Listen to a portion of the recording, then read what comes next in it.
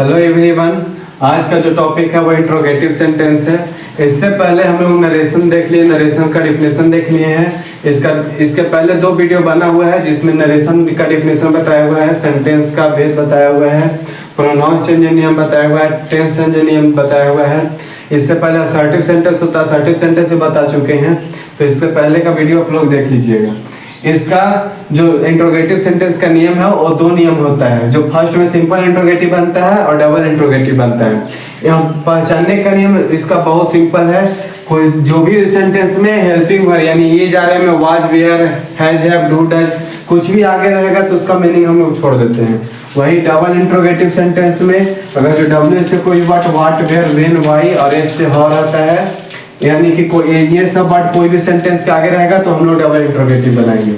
Double interrogative बनाने का नियम सेट जो रहता है, सेट का जगह पर चाहे तो आस्क का प्रयोग कर सकते हैं और नहीं तो इंक्वायर्ड का प्रयोग कर सकते हैं। ये आप पे डिपेंड करता है कि हमको आस्क का प्रयोग करना है कि इंक्वायर्ड का प्रयोग करना है, सिर्फ आज सेट के जगह पर। इसका एडिंग रूल है जो इफ या वेदर से जोड़ेंगे, यानी इन्वर्टेड कॉमा के पास जो भी हम लोग ऐड करते हैं चाहे तो इफ से जोड़ सकते हैं नहीं तो वेदर से जोड़ सकते हैं, ये भी आप पे डिपेंड करता है।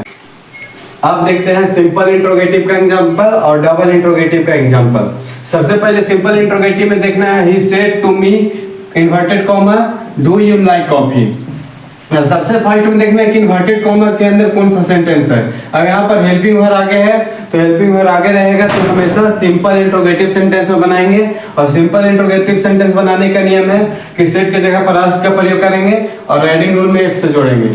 अब यहाँ पर ही है तो ही हो गया, सेट के जगह पर आस्क का प्रयोग करेंगे तो हमेशा जब चेंज होता है सेट को तो हम लोग टू हटा देता है। टू का मी है तो मी हो जाएगा। इन्वर्टेड कॉमा की जगह पर इफ से जोड़ेंगे।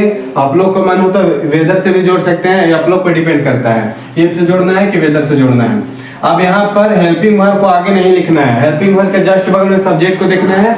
सब्जेक्ट में यू है, यू सेकेंड पर्सन में आता तो सेकेंड पर्सन में यहाँ मी है। और अगर जो यहाँ पर फर्स्ट पर्सन आता तो सेट का आगे लगाते यू सेकेंड पर्सन, इस चलते मी के जगह पर आई हो जाएगा। और यहाँ पर देखना है कि डू है, डू डज हमेशा डिड में चेंज होता है, डिड प्लस V2 में। अब यहाँ पर अगर जो हम यू को चेंज करके आई में लिखते हैं तो यहाँ पर नोट नहीं है, नोट रहता तो डिड में लगाते। अब यहाँ पर जब आई आ गया है इसके बाद मेन वर्ब है, मेन वर्ब हमेशा जब बनता है तो ये सिंपल पास्ट में बनता है, डिड नहीं लगता है। तो यहाँ पर लाइक का V2 लाइक हो जाएगा, उसके बाद कॉपी हो जाएगा। सेकेंड है he said to me are you enjoying the music. अब इसमें इन्वर्टेड कॉमा के अंदर देखना है तो हेल्पिंग वर्ब आगे है और हेल्पिंग वर्ब आगे रहेगा तो हम लोग सिंपल इंट्रोगेटिव सेंटेंस में बनाएंगे, इसलिए सेड के जगह पर आस्क का प्रयोग हो जाएगा और इन्वर्टेड कॉमा पर हम लोग इफ से जोड़ेंगे। यानी ही है तो ही, सेड के जगह पर आस्क का प्रयोग करेंगे, मी है तो मी हो जाएगा, दोनों का एडिंग रूल हो जाएगा, इफ से जोड़ना है। यहाँ पर अब देखना है हेल्पिंग वर्ब को आगे नहीं लिखना है, हेल्पिंग वर्ब के जस्ट बगल में सब्जेक्ट को देखना है। सब्जेक्ट में यू है, यू सेकेंड पर्सन में आता है और सेकेंड पर्सन में मी है तो मी का चेंज आई में होगा। आई के साथ ई जार एम को वाज में चेंज करते चलते आई के साथ वाज का प्रयोग होगा। ई जार एम है हेल्पिंग वर्ब, हेल्पिंग वर्ब को वाज में चेंज करेंगे तो आई के साथ वाज हो जाएगा। एंजॉयिंग है तो एंजॉयिंग, द म्यूजिक है तो द म्यूजिक। अब देखना है double interrogative sentence.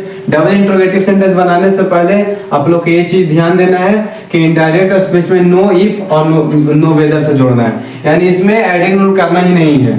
Indirect speech में कौन सा में तो डबल इंट्रोगेटिव सेंटेंस रहेगा, यानी कि डब्ल्यू से जो भी वर्ड आगे रहेगा उसमें हम लोग नहीं इफ से जोड़ेंगे नहीं वेदर से जोड़ेंगे। और चेंज किस में करना है तो अफर्मेटिव सेंटेंस में चेंज करना है, यानी जो कल बताया कल का वीडियो में असर्टिव सेंटेंस उसमें चेंज करना है। तो है फर्स्ट में है he said to me inverted comma what are you doing. Inverted comma के अंदर सबसे फर्स्ट में देखना है कि डब्ल्यू से वर्ड शुरू है तो डब्ल्यू से वर्ड शुरू रहेगा तो डबल इंट्रोगेटिव सेंटेंस में रहेगा। और डबल इंट्रोगेटिव सेंटेंस बनाने के लिए सेट के जगह पर आस्क का प्रयोग इसमें भी होगा, बट सिर्फ एडिंग रूल इसमें चेंज नहीं होता है। तो ही है तो ही हो जाएगा, सेट के जगह पर आस्क का प्रयोग करेंगे, आस्क का प्रयोग होगा तो टू हट जाएगा, सिर्फ मी उतरेगा। अब यहाँ पर एडिंग रूल के जगह पर नहीं इफ से जोड़ना नहीं वेदर से जोड़ना है, सिर्फ डब्ल्यू से जो भी वर्ड आगे रहेगा उसमें, और नहीं तो सिर्फ हेल्पिंग वर्ब आगे रहेगा तो उसमें इफ से जोड़ेंगे या वेदर से जोड़ सकते हैं। तो इसमें वाट से जुड़ जाएगा, मी है तो मी हो गया, वाट से जोड़ेंगे इसमें। उसके बाद हेल्पिंग वर्ब को भी रखना है और देखना है कि कौन सा सब्जेक्ट है।